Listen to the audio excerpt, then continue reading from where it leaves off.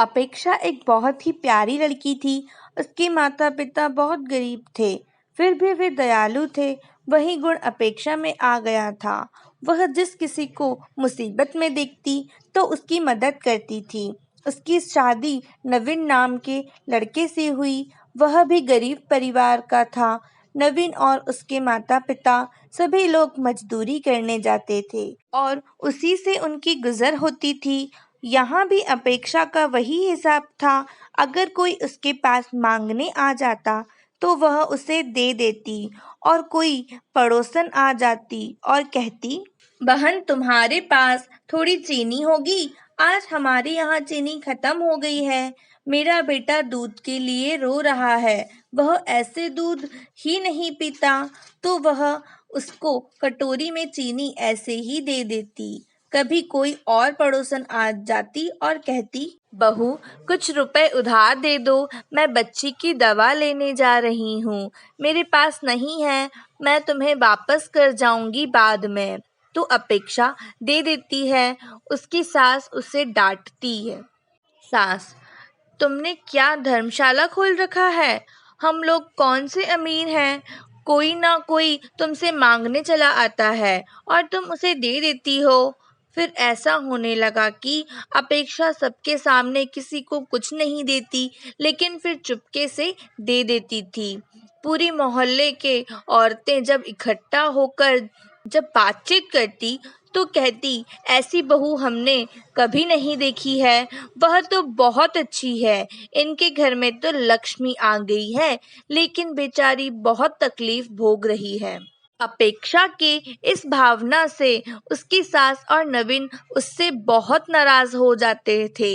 एक बार ऐसा हुआ कि लगातार पानी बरस रहा था। सब लोग मजदूरी करने गए। वे बाजार में खड़े थे और कोई काम नहीं मिल रहा था। फिर सब लोग लौट आए। सभी को काफी भूख लग रही थी। कई दिनों तक उनको कोई काम नहीं मिला। वे बाजार जाते, खड़े रहते और घर वापस लौट आते। जो कुछ घर में रखा था वो पहले ही खत्म हो गया था। अब घर में खाने के लिए कुछ भी नहीं था। वे सब बहुत भूखे बैठे थे और कह रहे थे कि सास, हे भगवान, आज क्या खाएंगे? इतनी जोर से भूख लगी है। आज घर में कुछ भी नहीं है। आज मजदूरी नहीं मिली तो आज खाना भी नहीं मिलेगा। यहाँ तो रोज कुआं खोदो, रोज पानी पियो वाली हालत है। तभी उसकी पड़ोसन पुष्पा आ गई कुछ मांगने। पुष्पा, अरे भाभी, उदास क्यों हो? क्या हुआ? अपेक्षा, आज हमारे यहाँ कुछ है ही नहीं। इतना सुनते ही पुष्पा अपने यहाँ गई और दाल चावल और सब्जी ले आई। पुष्पा, अभी खाना बना लो, तुमने हमारी बहुत मदद की थी। अब अपेक्षा ने चूल्हा जलाया। पहले दाल चावल और सब्जी बनाई और रोटियां सेकने लगी। अपेक्षा, मम्मी जी आइए खाना खा लीजिए। सब लोग खाना खाने के लिए बैठे ही थे कि बाहर से आवाज आई, बूढ़ी औरत, क्या इस गरीब के लिए कुछ है? मैं बहुत जोर की भूखी हूँ। अपेक्षा ने बाहर निकलकर देखा तो एक बूढ़ी औरत खड़ी थी। बूढ़ी औरत, बेटी बहुत जोर की भूख लगी है। मुझे चक्कर आ रहा है। मुझसे चला भी नहीं जा रहा। मुझे कुछ खाने के लिए दे दो बेटी। अपेक्षा चक्कर में पड़ गई। खाना तो थोड़ा सा ही है, जो इतने लोगों के लिए भी पूरा नहीं है। वह सोचने लगी, हे भगवान, मैं क्या करूं? इन बूढ़ी औरत को खाना तो देना ही चाहिए। इतनी भूखी भी हैं और कमजोर भी हैं। इन्हें खाना दिए बगैर मैं इन्हें कैसे लौटा सकती हूँ?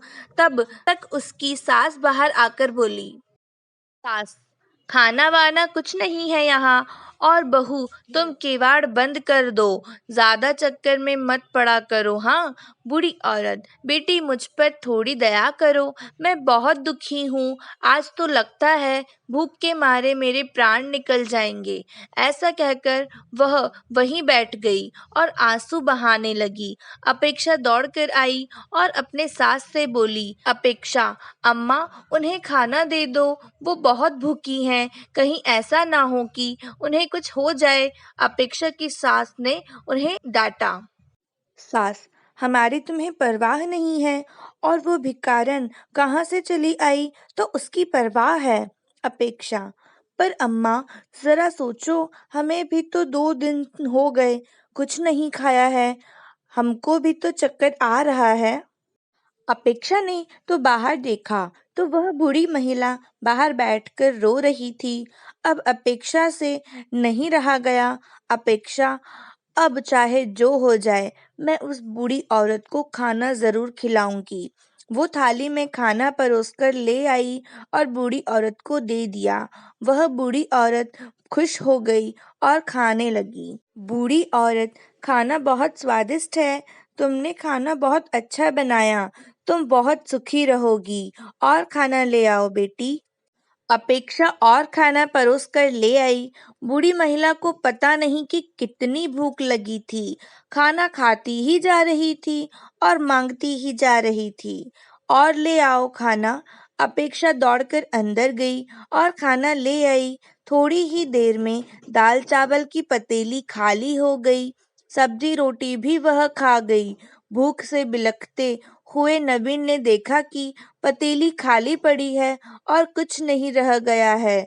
उसमें नवीन को बहुत जोर से गुस्सा आ गया और उसने चूल्हे पर बर्तन फेंक कर मारा, जिससे चूल्हा टूट गया।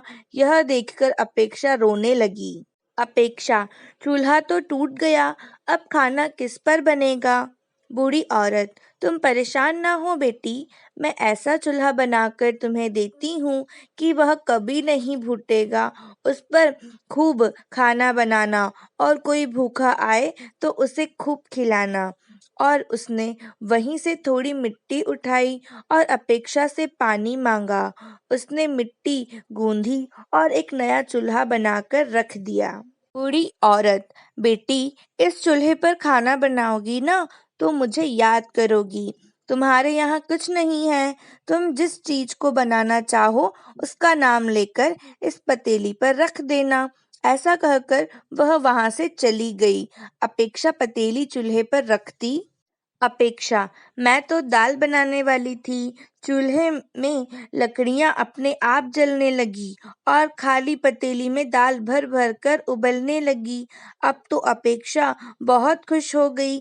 1 मिनट में पतीली में दाल अपने आप बन गई। उसने दूसरी पतीली चढ़ा दी और बोली, अपेक्षा, मैं तो चावल बनाऊंगी, देरी नहीं लगी और चावल भी बन गए। अब तो अपेक्षा जिस चीज को बनाना चाहती उसका बस नाम लेती तो वह चीज बनती चली जाती। यह देखकर अपेक्षा के सास ससुर और नवीन बहुत खुश हो गए। वे अपेक्षा की प्रशंसा करने लगे। अब सभी लोग खा रहे थे। जिसकी जो भी खाने की इच्छा होती वे उसी पकवान का नाम लेता तो अपेक्षा उसे बना देती। अब अपेक्षा की सब लोग बहुत इज्जत करते थे। अब घर का कायाकल्प ही बदल गया था।